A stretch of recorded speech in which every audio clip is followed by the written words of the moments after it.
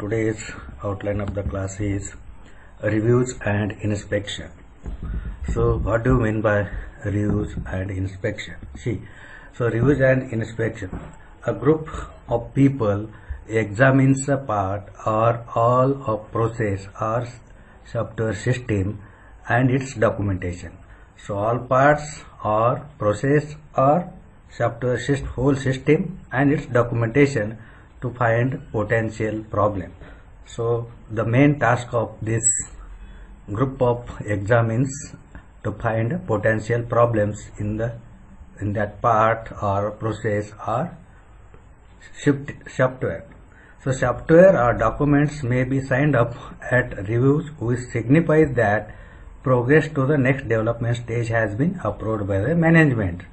So once the software or document may be signed up at review committee, which may signify that progress to the next development stage has to be approved by the management. There are different types of reviews with different objectives. So inspection for defect removal, any defect or errors find in that software product. So that is one task, one objective. And reviews for progress assessment. So the main purpose is to find out the progress assessment. Quality reviews, product and standards of the system. So these are the types of reviews. So quality reviews. What do you mean by quality reviews? A group of people carefully examine the part or all of the software system, whole system and its associated documents. So the code, design, specifications, text plan, standard, etc. can all be reviewed. So the group of people can review any one or all can be reviewed. Software document may be signed up at reviews, which signify that the progress to the next development stage has been approved by the management. So there are different phases in the review process. One is the pre-review activities, the review meeting, post-review activity. These are the three phases in the review process. So the pre-review activities are concerned with the review planning and review preparation. So it's only concerned with planning and review preparation. And review meeting, during the review meeting, and authors of the document or program being reviewed should walk through the document with the review team. And post, this addresses the problems and issues that have been raised during the review meeting. So what are any problems that raised in the review meeting, it can address in the post review activities. So these address the problems and issues that have been raised during the review meeting. So all three pages are shown here: the pre-review activities, review meeting and post-review activities. So pre-review activity, planning, group preparation, individual preparation, all these things comes pre-review activities. And meeting and post-review activities. What are the post? One is the error correction, improvement in the design or any parts, and follow-up checking. So all these activities comes under the post-review activities. So distributed reviews. The process suggested by review assumes that the review team has face-to-face meeting to discuss the software documents that they are reviewing. The process suggested by review committees assumes that the review team has face-to-face meeting to discuss the software or document they have reviewed. However, the project teams are now often distributed, not on the same place. They are in different places, sometimes across the countries or continents.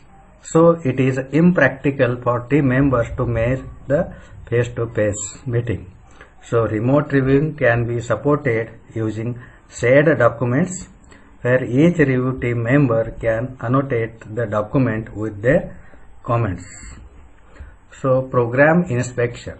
These are the peer reviews where engineers examine the source of the system with the aim of discovering anomalies and defects. So the main purpose is to find out discovering the anomalies and defect.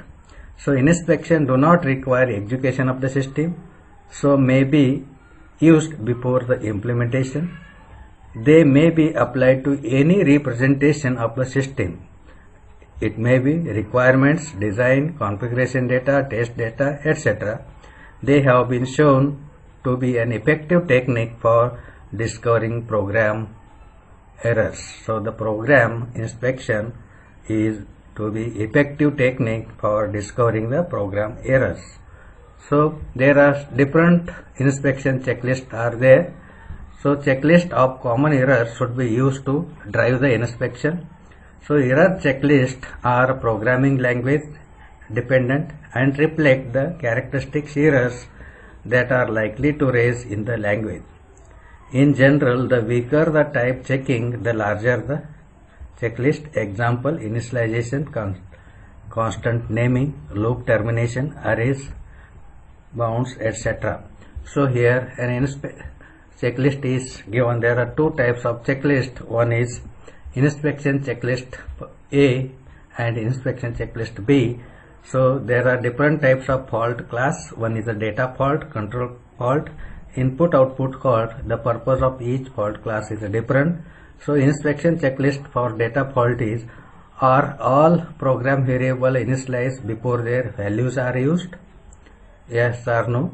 Have all constants been named? So these are the inspection. Should the upper bound of the array be equal to the size of the array or size minus 1? So you have to check all inspection checking. So control fault: for each conditional statement, is the condition correct? Is each loop certain to terminate? And so on. So input output fault: are all input variable used? Yes or no? Similarly, inspection checklist for interface fault inspection checks: do all functions and methods call have correct number or parameters? Do formal and actual parameter type match? And so on. Similarly, storage and management fault class: if linked structure is modified, have all links been correctly reassigned? Exception management fault: have all possible error conditions been taken into the account? Yes or no? So all these different fault class with inspection checks.